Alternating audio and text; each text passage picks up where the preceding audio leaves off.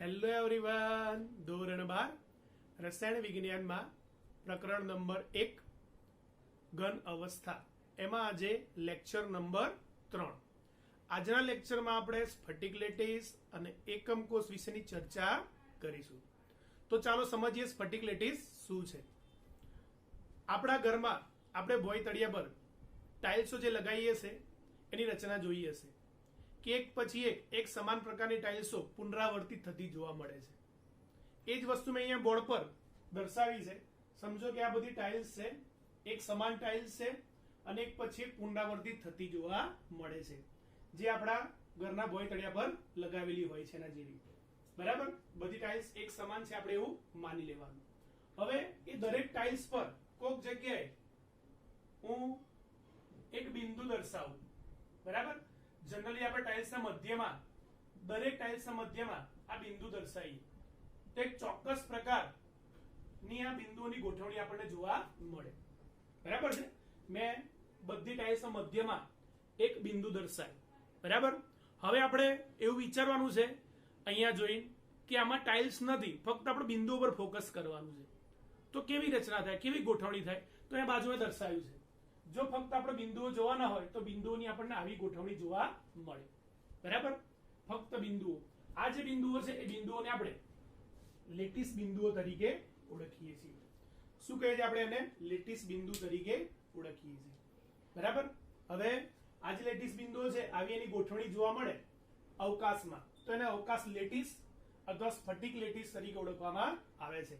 અવકાશમાં આવા લેટીસ બિંદુઓની ગોઠવણી, બરાબર, જેને અવકાશ લેટીસ અથવા સ્ફટિક લેટીસ તરીકે ઓળખવામાં આવે છે. અહીંયા જો આપણે ફક્ત દ્વિપરિમાણમાં વાત કરીએ છીએ, આગળ આપણે ત્રિપરિમાણમાં પણ આ રચના જોવાની છે. બરાબર છે, મોટાભાગે આપણે અહીંયા બધી ત્રિપરિમાણીય ગોઠવણી જ ચર્ચા કરવાની છે, પણ અહીંયા શરૂઆતમાં આપણને જે ગોઠવણી આપી છે એમાં છે દ્વિપરિમાણમાં. એટલે અવકાશ લેટીસ અથવા સ્ફટિક લેટીસ શેમાં? આ 2D લખ્યું મતલબ દ્વિપરિમાણીય. હવે આ બધા બિંદુઓ પર, લેટીસ બિંદુઓ પર ચોક્કસ પરમાણુની ગોઠવણી કરીએ. બરાબર, અથવા ચોક્કસ કોઈ મૂળભૂત બંધારણની ગોઠવણી કરીએ. આપણે અહીંયા મૂળ બંધારણ તરીકે કોઈ ઘટક લઈએ, સમજો કે આ ટાઇલ્સ છે, તેની ગોઠવણી ચોક્કસ કરીએ પુનરાવર્તિત થાય રીતે. શેના પર? બિંદુઓના સમૂહ પર. તો આપણને આવી રચના જોવા મળશે. આજે ગોઠવણી થઈ છે. બરાબર છે, શું થાય? આવી ગોઠવણી જોવા મળે, જેને આપણે અવકાશ લેટીસ અથવા શું કહીએ છીએ? સ્ફટિક લેટીસ તરીકે ઓળખીએ છીએ. આ બધા લેટીસ બિંદુઓનો ગણ છે. શું છે? લેટીસ બિંદુઓનો ગણ. હવે અહીંયા મૂળભૂત કોઈ બંધારણ તરીકે, અહીંયા જે ઉદાહરણ લીધું એમાં બિંદુઓ પર મેં ટાઇલ્સ મૂકી, તો મૂળભૂત બંધારણ તરીકે શું છે? ટાઇલ્સ છે, જે આપણો પુનરાવર્તિત એકમ છે. એક પછી એક સેમ પુનરાવર્તિત ભાત જોવા મળે. બરાબર, સમજો કે આપણે અહીંયા મૂળભૂત બંધારણ તરીકે કોઈ ઘટક એ લઈએ, અથવા એને આપણે અહીંયા મેં જે દર્શાવ્યો છે બિંદુઓની ઉપર, એને આપણે મોટિફ તરીકે ઓળખીએ. શું લીધું? મોટિફ. અહીંયા મોટિફ એટલે શું આવી શકે? અણુ, પરમાણુ કે આયન. મોટિફ એટલે શું છે? અણુ, પરમાણુ કે આયન. તો અહીંયા જે લેટીસ બિંદુઓ છે, જેનો સમૂહ છે લેટીસ બિંદુઓ, એમાં દરેક બિંદુ પર એક સમાન ગોઠવણી થાય. મેં અહીંયા અમુક જગ્યાએ દર્શાવી છે. આવી ગોઠવણી દરેકે દરેક લેટીસ બિંદુ પર જોઈ શકાય છે. બરાબર, તો ચોક્કસ પ્રકારની પુનરાવર્તિત ભાત જોવા મળે, એક સમાન ગોઠવણી જોવા મળે. બરાબર છે, આ મોટિફ પણ એક સમાન જ છે એમ માનવાનું છે અહીંયા. બરાબર, મોટિફ શું હોઈ શકે? અણુ, પરમાણુ કે આયન. તો આ જે લેટીસ બિંદુઓનો સમૂહ છે એ બિંદુઓ પર ચોક્કસ પ્રકારના મોટિફની આપણે શક્ય ગોઠવણી દર્શાવીએ. બરાબર, તો આપણે જે રચના મળે એને કાલ્પનિક દ્વિપરિમાણીય સ્ફટિક તરીકે ઓળખીએ. એટલે બિંદુઓ ઉપર આપણે કોઈ મોટિફ મૂકીએ અથવા કોઈ બંધારણીય ઘટક મૂકીએ, અણુ, પરમાણુ કે આયન મૂકીએ, તો ચોક્કસ જે ગોઠવણી મળે સ્ફટિકની, બરાબર, એ કાલ્પનિક હોય. અને અહીંયા આપણે 2D માં વાત કરીએ એટલે કેવી છે? દ્વિપરિમાણીય ગોઠવણી મળે. હવે જે લેટીસ બિંદુઓ છે એની શક્ય અલગ અલગ ગોઠવણી હોઈ શકે. બરાબર, અલગ અલગ પ્રકારની ગોઠવણી થઈ શકે અવકાશમાં. એક ગોઠવણી આપણે અહીંયા દર્શાવી છે.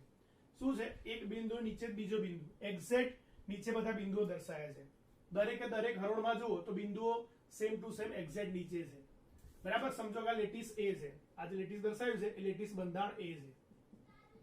હું બીજું દર્શાવું, લેટીસ બંધારણ બી. એમાં શું કરીશું કે જે લેટીસ બિંદુઓ છે, તો આ બે બિંદુઓની વચ્ચે જે જગ્યા છે એમાં હું ત્રીજું બિંદુ દર્શાવીશ આ રીતે. એટલે પહેલી લાઈનમાં બિંદુઓ છે એના કરતા બીજી હરોળ જે આવે એમાં આ બેની વચ્ચે જગ્યા હોય ત્યાં દર્શાવીશ, આ બેની જગ્યાની વચ્ચે અહીંયા દર્શાવીશ, આ બેની જગ્યાની વચ્ચે અહીંયા દર્શાવીશ. ફરી ત્રીજી લાઈન પહેલા જેવી, પહેલી જે હરોળ હતી એના જેવી જ. પહેલી લાઈનમાં જે બિંદુ છે એ નીચે ત્રીજી લાઈનમાં એક્ઝેક્ટ આવે, એટલે પહેલી લાઈન અને ત્રીજી લાઈન એક સરખી આવે, એટલે બીજા નીચે ચોથી. બરાબર? તો આ રીતે પણ લેટિસ બિંદુની ગોઠવણી થઈ શકે. તો આને આપણે લેટિસ બી તરીકે દર્શાવીએ. હવે આ શક્ય ગોઠવણીઓ પોસિબલ છે, ગમેલી ગોઠવણી થઈ શકે. જેમ જેમ વધારે પેકિંગ થાય એવી ગોઠવણી કરવામાં આવે છે, એ આપણે આગળ પેકિંગ ક્ષમતામાં જોઈશું. બરાબર છે? ઓકે, તો આ વાત છે શેની? સ્ફટિક લેટિસની. હવે સ્ફટિક લેટિસની વ્યાખ્યા આપવી હોય તો શું આપી શકાય? તો આજે અવકાશમાં ક્યાં ગોઠવણી કરી? અવકાશમાં ઘટક કણોની, ઘટક કણ તરીકે શું હોઈ શકે? અહીંયા મોટીફ હતો કે કોઈ પણ અણુ, પરમાણુ કે આયન હોઈ શકે. એની ત્રિપરિમાણીય નિયમિત ગોઠવણી, એક સમાન ગોઠવણી જે થાય એને સ્ફટિક લેટિસ કહેવામાં આવે છે. શું કીધું? અવકાશમાં ઘટક કણોની કઈ ત્રિપરિમાણીય અને પણ કેવી નિયમિત ગોઠવણીને આપણે સ્ફટિક લેટિસ તરીકે ઓળખીશું. વ્યાખ્યા ખાસ યાદ રાખવાની છે. બરાબર? કોની? સ્ફટિક લેટિસની.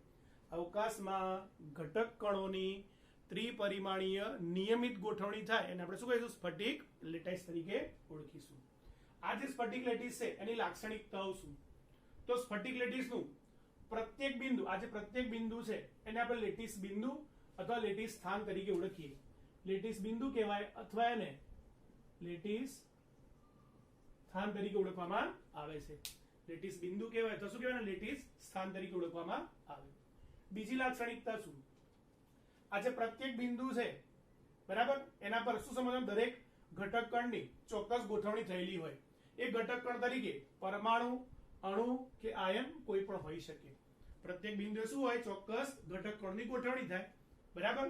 એ ઘટક કણ તરીકે શું હોઈ શકે? પરમાણુ, અણુ કે આયન. જેમ આપણે અહીંયા લેટિસ બિંદુઓ પર કોની ગોઠવણી કરી? મોટીફની. અને લખ્યું હતું કે મોટીફ શું છે? પરમાણુ, અણુ કે શું છે? આયન છે. બરાબર? હવે ચોક્કસ ભૌમિતિક આકાર મેળવ્યો હોય, 2D માં જે ગોઠવણી થઈ, સ્ફટિકની ત્રિપરિમાણીય ગોઠવણી થઈ, એનો ભૌમિતિક આકાર જો આપણે મેળવવો હોય, શું મેળવવો હોય? ભૌમિતિક આકાર. તો આ જે લેટિસ બિંદુઓ છે એને સીધી લીટી જોડવાથી આપણને કોઈ ચોક્કસ ભૌમિતિક આકાર મળે છે. દાખલા તરીકે આ સ્ફટિક લેટિસ બિંદુઓ છે એને જોઈન્ટ કરું તો મને કોઈ ચોક્કસ ભૌમિતિક આકાર મળે. બરાબર? એટલે એને સીધી લીટીથી જોડવાથી આપણને ચોક્કસ ભૌમિતિક આકાર જોવા મળે છે. બરાબર છે? આ વ્યાખ્યા સ્ફટિક લેટિસની. અને આ શું છે? એની લાક્ષણિકતાઓ. ફરી એકવાર લાક્ષણિકતાઓ શું છે? કે પ્રત્યેક બિંદુ એ લેટિસ બિંદુ અથવા લેટિસ સ્થાન તરીકે ઓળખાય છે. બરાબર? આ જે પ્રત્યેક બિંદુ છે લેટિસ બિંદુ, એના પર ઘટક કણની ચોક્કસ ગોઠવણી થાય અને ઘટક કણ તરીકે શું હોઈ શકે? પરમાણુ, અણુ કે આયન હોઈ શકે. હવે એમની ગોઠવણીથી ચોક્કસ જો આકાર જોઈતો હોય તો ચોક્કસ આકાર મેળવવા માટે આ જે લેટિસ બિંદુઓ છે એને સીધી લીટી વડે શું કરવામાં આવે છે? જોડવામાં આવે છે. ચલો ધ્યાનથી જોઈ લો આ વ્યાખ્યા અને લાક્ષણિકતાઓ નોંધી લો. ચલો હવે એકમ કોષની સમજ મેળવીએ. સ્ફટિક લેટિસની સમજ મેળવ્યા પછી આપણે કોની વાત કરીએ? હવે એકમ કોષની. જો સ્ફટિકને સંપૂર્ણપણે વ્યાખ્યાયિત કરવું હોય, બરાબર, તેના માટે સ્ફટિકમાં અવકાશનો જે લેટિસ છે એના ફક્ત નાનકડા ભાગની જ જરૂર પડે. બરાબર? સ્ફટિક લેટિસનો અવકાશ સ્ફટિક લેટિસ જે છે એનો કોઈ નાનો ભાગ લઈએ તો એનાથી પણ વ્યાખ્યાયિત કરી શકાય છે. અને એ જે નાનો ભાગ લઈએ એ નાના ભાગને આપણે એકમ કોષ તરીકે ઓળખીશું. સમજો કે આખો એક અવકાશ સ્ફટિક દર્શાવ્યો છે, અવકાશ લેટિસનો સ્ફટિક છે. બરાબર? તો આ સ્ફટિકમાં એક આ જે નાનો ભાગ છે દર્શાવે ફક્ત, એને આપણે શું કહીશું? એકમ કોષ તરીકે ઓળખીશું. આ એકમ કોષની પસંદગી અનેક રીતે થઈ શકે છે. પસંદગી અનેક રીતે થઈ શકે. સામાન્ય રીતે એવો કોષ પસંદ કરવામાં આવે, સામાન્ય રીતે એવો કોષ પસંદ કરે, એકમ કોષ પસંદ કરવામાં આવે કે જેની લંબ બાજુઓ કેવી હોય? ટૂંકામાં ટૂંકી. અને ત્રિપરિમાણમાં એકમ કોષનો જે સ્થાનાંતરીય વિસ્થાપન થાય એનાથી સમગ્ર સ્ફટિક રચી શકાય. એટલે કે ત્રિપરિમાણમાં જે ગોઠવણી છે, બરાબર, તો એકમ કોષમાં સ્થાનાંતરીય વિસ્થાપન કેવો કોષ પસંદ કરવામાં આવે કે જેની લંબ બાજુઓ ટૂંકામાં ટૂંકી અને ત્રિપરિમાણમાં જે એકમ કોષ છે એના સ્થાનાંતરીય વિસ્થાપનથી, એટલે એક જગ્યાથી બીજી, બીજા ત્રીજી થી સમગ્ર સ્ફટિક રચી શકાય. એટલે કે આપણે જે કોષ દર્શાય હવે આ એકમ કોષ સ્થાનાંતર થઈ શકે એટલે અહીંયાથી અહીંયા પણ દર્શાવી શકાય, એનાથી અહીંયા પણ દર્શાવી શકાય, અહીંયા પણ જઈ શકે, અહીંયા પણ જઈ શકે. એના પરથી અહીંયા દરેકે દરેક જગ્યાએ શું થઈ શકે? સ્થાનાંતર પામી શકે.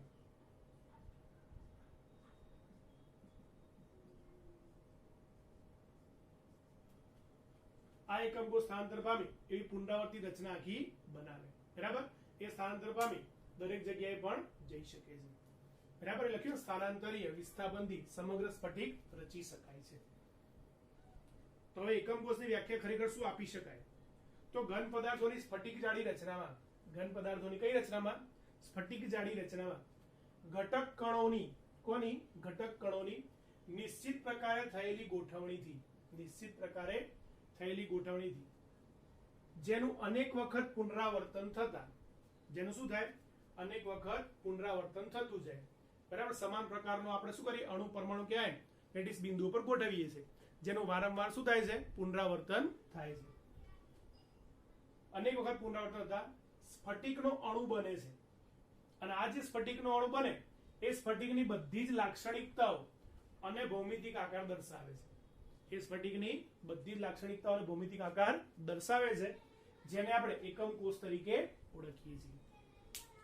ઘન પદાર્થોની સ્ફટિક જાડી રચનામાં, ઘન પદાર્થોની જે સ્ફટિક જાડી રચનામાં ઘટક કણોની નિશ્ચિત પ્રકારે થયેલી ગોઠવણી, બરાબર, કે જેનું અનેક વખત શું થાય? પુનરાવર્તન થાય. અને અનેક વખત પુનરાવર્તન થવાથી જે થતા શું બને? સ્ફટિકનો અણુ બને. બરાબર? સ્ફટિકનો શું બને? અણુ બને, જે સ્ફટિકની બધી જ લાક્ષણિકતાઓ અને ભૌમિતિક આકાર દર્શાવે છે, જેને શું કહીશું? આપણે એકમ કોષ તરીકે ઓળખીશું. આપણે એકમ કોષ એક પરિમાણ, દ્વિપરિમાણ અને ખાસ કરીને જે અભ્યાસ વધારે કરવાનો કયો છે? ત્રિપરિમાણમાં. બરાબર છે?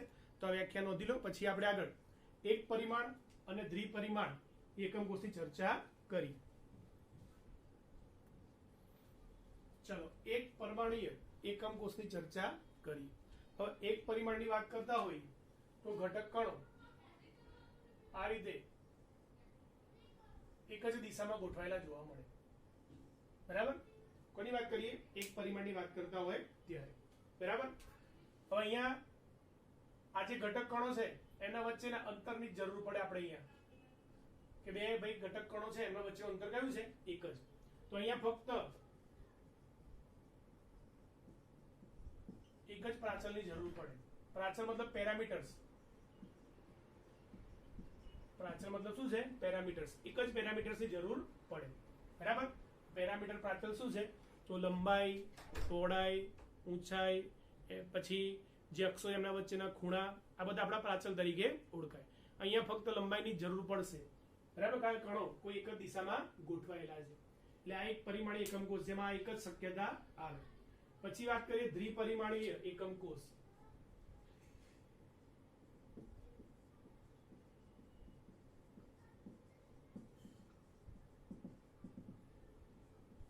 ફરી વાત કરીએ દ્વિપરિમાણીય એકમ કોષ. તો દ્વિપરિમાણમાં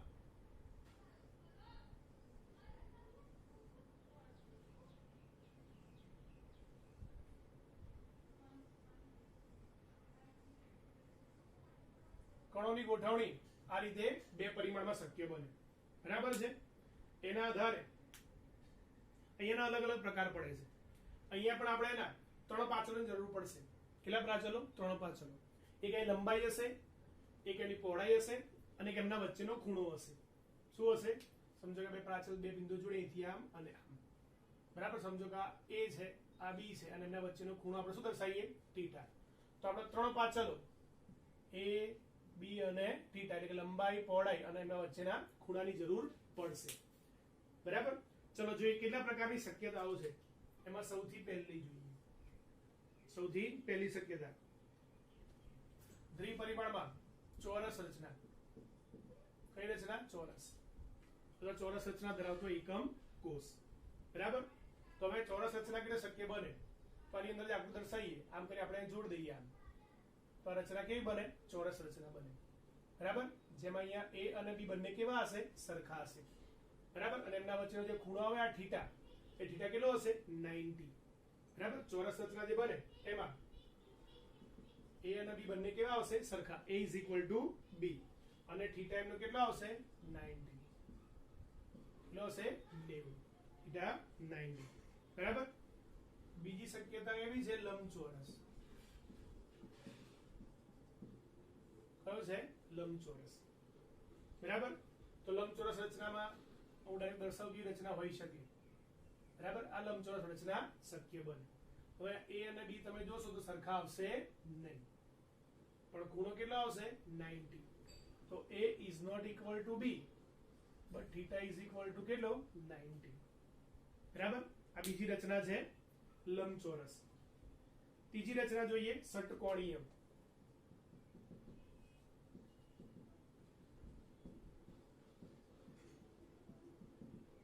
ચલો ષટકોણીય રચના કેવી શક્ય બનશે તો કણોની ગોઠવણી જ્યારે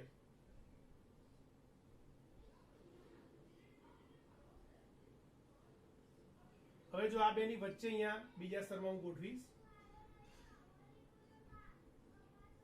ત્રીજું સ્તર ફરી પહેલા સ્તરના જેવું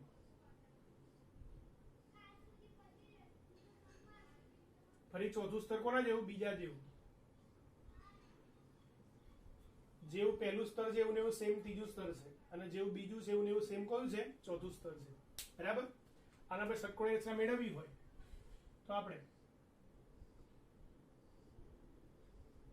આ બિંદુને જોડવાથી આપણે કઈ રચના મળે ષટકોણીય રચના મળે a અને b તમે લઈ લો તો અહીંયા ષટકોણીય રચનામાં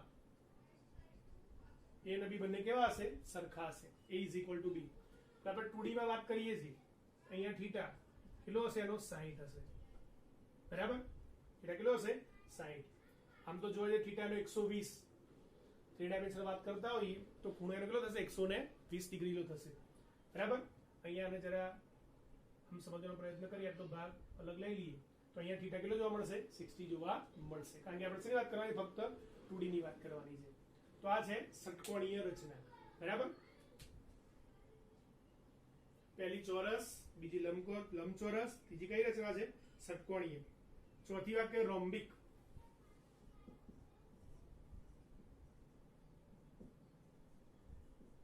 રોમ્બિક એકમ કોષ આ બધા એકમ કોષ જ છે ચોરસ એકમ કોષ લંબચોરસ ષટકોણીય અને કોની વાત કરીએ છીએ રોમ્બિક ની વાત કરીએ છીએ જનરલી જે આકાર છે બરાબર a b અને આ શું દર્શાવીએ થીટા રોમ્બિક જે રચના છે એ રોમ્બિક રચનામાં અહીંયા ખૂણા ચોક્કસ હોઈ શકતા નથી બરાબર અહીંયા a અને b બંને સરખા હોય છે પણ theta is not equal to 60 is not equal to 90 એમના વચ્ચેનો ખૂણો 60 પણ નથી હોતો અને 90 પણ નથી હોતો બરાબર કોની વાત છે આ રોમ્બિક એના પછી છેલ્લો પાંચમો છે સમચતુર્ભુજ કયો છે સમચતુર્ભુજ જેને આપણે પેરાલિલોગ્રામ તરીકે પણ ઓળખીએ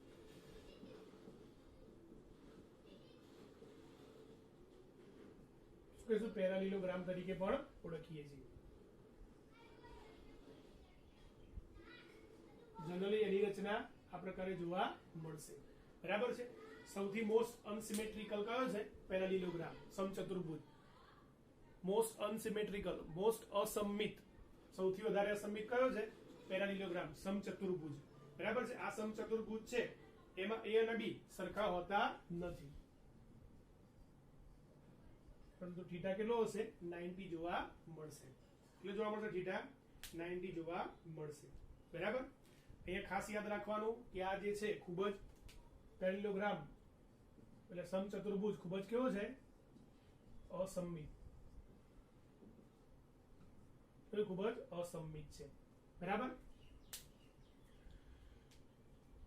તો આ વાત કેટલા મળે આપણને દ્વિપરિમાણમાં શક્ય ગોઠવણીઓ કેટલી બની એટલે કેટલા પ્રકારના એકમ કોષો આપણને મળ્યા 1 2 3 4 અને 5 પ્રકારના મળે ચોરસ લંબચોરસ પછી ષટકોણીય રોમ્બિક અને સમચતુર્ભુજ ખાસ યાદ રાખવાના તો આની જે ગોઠવણી બને ગોઠવણીને આ જે રચનાઓ મળી 5 ગોઠવણી એકમ કોષ જેને બ્રેવિસ લેટિસ તરીકે ઓળખવામાં આવે એટલે દ્વિપરિમાણમાં 5 બ્રેવિસ લેટિસ જોવા મળે છે. કેટલી જોવા મળે છે? 5 બ્રેવિસ લેટિસ જોવા મળે. ઘણીવાર પ્રશ્ન પૂછાતો હોય છે, બરાબર. આ ધ્યાનમાં રાખવાનો દરેક પ્રકારની એક્ઝામ માટે.